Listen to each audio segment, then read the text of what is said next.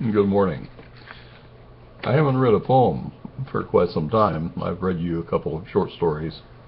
So before I do that, I want to just say a couple of words about the news yesterday. And if you didn't see it, a lot of the news covered global warming, and this is nothing new. This is we've been talking about global warming since the 60s, and probably before that. I just don't remember. But and it's a fact. But it seems that for some reason, when the news people get a hold of a subject, they beat it to death. You're going to hear about it 10 times in 2 days, whether it's a little fire someplace or something as major as global warming. That we know that our world gets hot. Our world has been frozen. Our planet's been covered with water. Our planet's been incredibly hot before. It's been here for billions of years, just like the universe.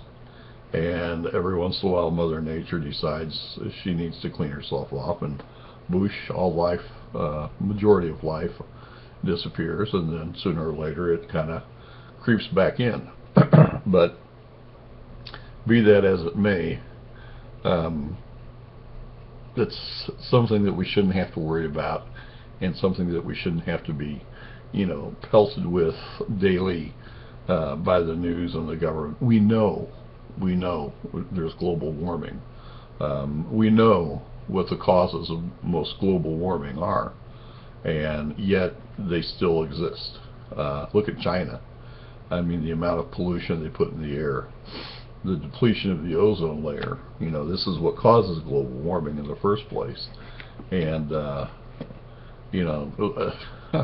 dinosaurs, they all froze to death, but they had so much methane at that point in time in the world that it too destroyed a lot of the ozone layer. Excuse me.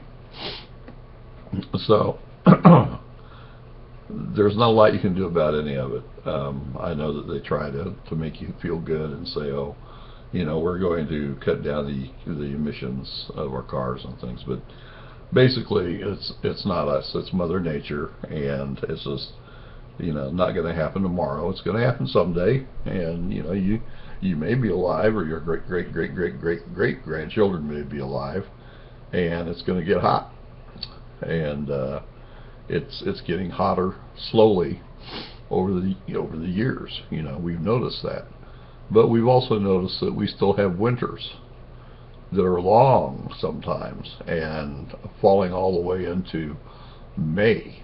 So you can't predict anything.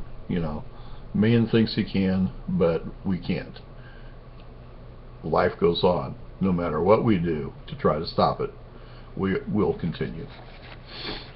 This is called Quest.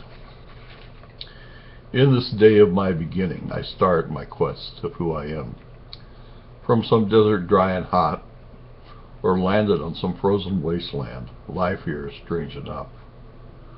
A stranger in the land of the strange, to worship in the castle halls, or cast prayers in the freezing rain.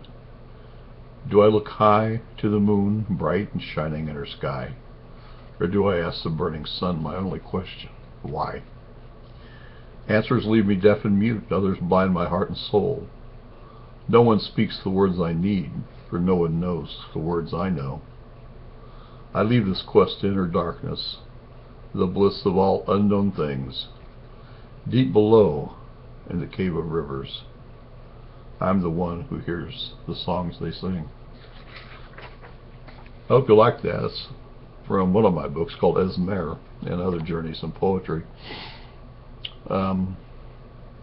Anyway, just, like I said, be kind to each other, and be kind to yourselves. That's the most important thing.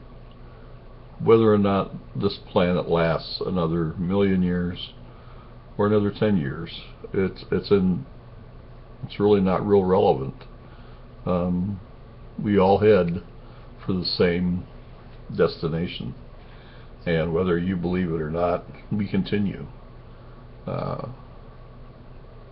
We do. I've been there, and it's incredible. So, take care of yourselves, be good to yourselves, and be nice to everybody that you meet. Because you never know who that person you meet might just be somebody who's going to save your spirit. Take care.